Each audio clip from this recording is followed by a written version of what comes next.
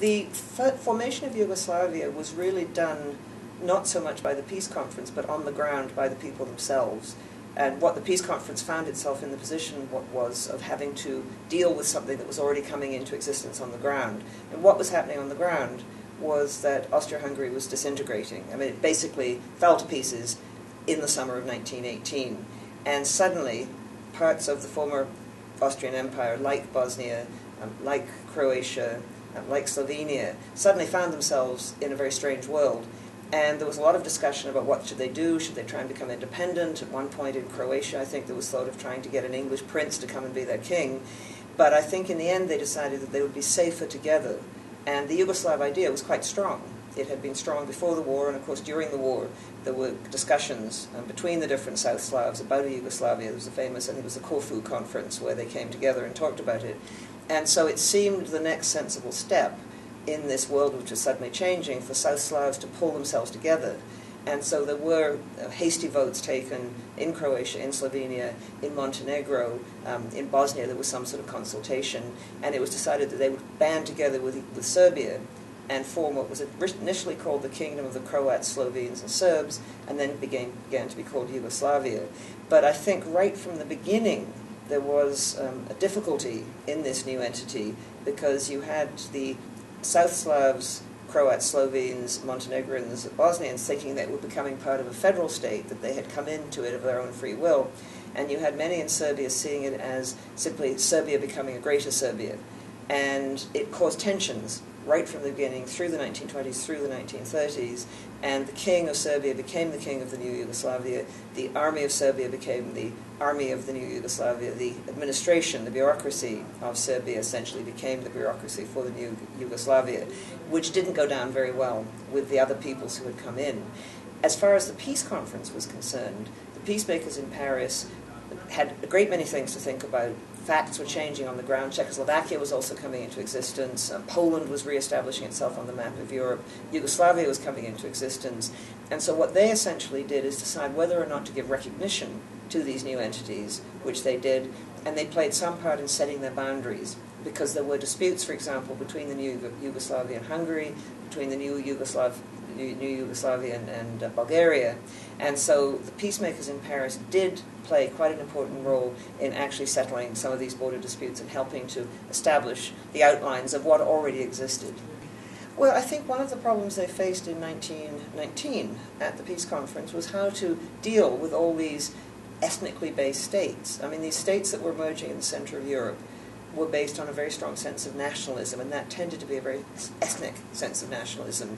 The trouble was that the way Central and Southern Europe, so Southeastern Europe, had developed over history meant that you had a great mix of peoples.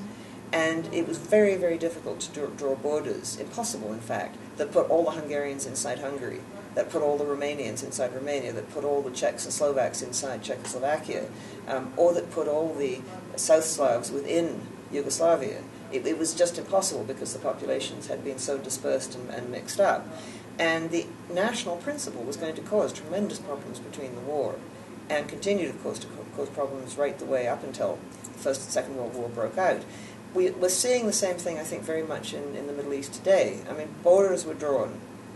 Perhaps they weren't the best borders, and in fact you could argue that there were lots of mistakes in the drawing of the borders, and the borders in the Middle East were drawn more to suit the British and the French than to suit people on the ground. But again, you had a real problem. If you began to try and draw borders that corresponded to the nature of the peoples living there, it would have been almost impossible because the populations were so mixed. And so, although there was talk of a Kurdistan, any form of a Kurdish nation would have included a lot of people who weren't Kurds.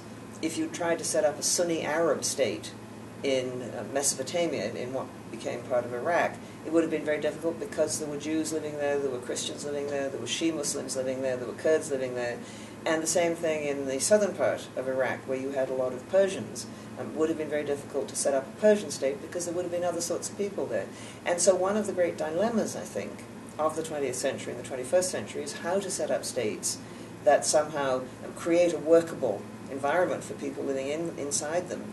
And how do you set up states when you have these mixtures of ethnicities, especially if those ethnicities want to have their own independent states? And the pressures in the end often get to be impossible to resolve. Well, I think two things about the First World War itself and why it haunts us. One is because its results were so catastrophic.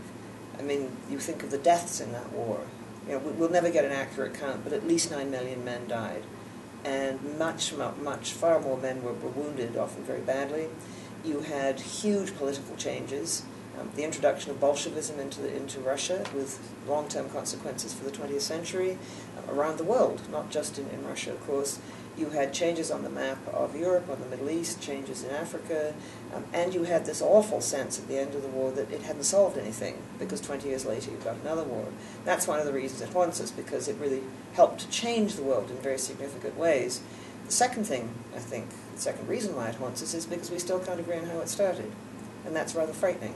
Because we don't know how that great war started. Are we going to do something equally stupid and damaging again? So I do think that's why it haunts us.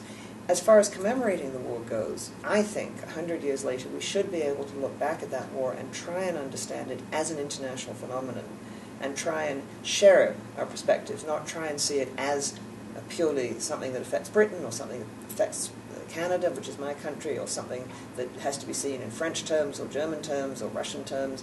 I think we should be trying to see it as an international phenomenon which affected the world in which we all live and affected societies in very similar ways. I mean, the devastation of the war affected all societies. The loss of men affected all societies. The change in the position of women affected all societies. The growing involvement of government in mobilizing resources affected all the societies that were involved in it. But as always it happens with, not always, but so often happens with commemorations, they get caught up in present political concerns. And so you get the British looking at the First World War very much, or tending to look at the First World War very much in British terms, partly I think because they're uncertain about who they are at the moment, where they're going, is Scotland going to break away, what's their relationship with Europe. I think the whole dispute here in the Balkans about how to look at Princep, is he a freedom fighter, is he a terrorist, I think reflects very much existing tensions between the different Balkan countries. Because so many political issues are still so unsettled in the Balkans, because there is no shared view of the past, and it will be difficult, I think, for a long time to get any sort of consensus on the past. Princep is going to be one of these figures who can be interpreted from different angles in different ways. I gather there are a lot of conspiracy theories about the assassination, that it might even have been Austria-Hungary to try and get rid of its own Archduke, which I tend to dismiss. I mean, I think conspiracy theories are very convenient because we like simple explanations, but they simply don't hold up when you look at the evidence. However, clearly there was a conspiracy. Princep and his fellow conspirators decided that they were going to try and kill the Archduke. They practiced pistol shooting in Belgrade, they got some weapons, they were smuggled over the border into Bosnia, they stationed themselves around Sarajevo, and so yes, they were conspiring to kill the Archduke. And the question then, of course, is were they heroes or not? And I think it depends very much on your perspective. I think, whatever I think of whether or not they were right, my own view is that they didn't ever, as far as I can see, try to bring about change in any other way. And so I would call them terrorists because they assumed that terrorist methods were the only things that were going to work. You know, if someone can show to me that Princep had thought of perhaps using public opinion, had thought of trying to bring about greater constitutional government in Sarajevo, had decided that he would try and work to establish political parties to push for independence, then I'd change my mind. But I have had no evidence of that. As far as I know, Princep, as a relative, pretty young man, decided that the only way to bring about change was an act of terror. And so by my lights, that's a terrorist, that he didn't consider alternatives. He thought this was the only way to bring about change. Did he understand what he was doing? Who knows? I mean, he said later on that he had no regret for starting the First World War, but he didn't think that his act would start it. And in that, he's probably right. I mean, the First World War was not started by Princep, but the act he committed then led to all sorts of other things which did create the war. I mean, terrorists are motivated by different things. Princep was motivated, as far as we know, but again, I think it's not entirely clear what he was motivated, but I think he was motivated by the Yugoslav ideal rather than the Serb ideal, but he may also have at times thought of a greater Serbia. I mean, he may have thought that the two could overlap. Very, very difficult to know, because honestly, we don't know that much about what he was thinking. He didn't have much time to express what he was thinking. I mean, he did say things when he was in prison afterwards, and he did talk to that psychiatrist, and he did talk to people, so we have some idea of what he was thinking. But I think his political ideas were perhaps not very articulated and very fully formed at the time he committed the act of assassination.